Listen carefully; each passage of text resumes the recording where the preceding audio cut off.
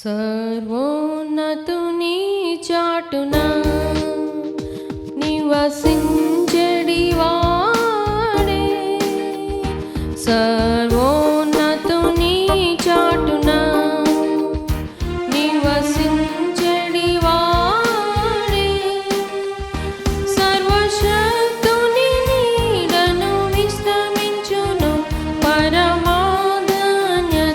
ఇదియే. సర్వశక్తుని నీడను విశ్రమించును పరమాధన్యత ఇదియే.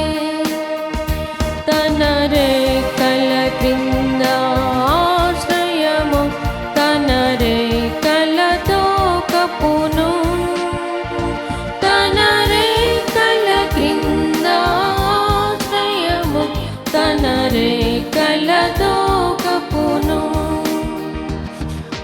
బాణమునకైనా రాత్రి భయమునకైనా, పగటి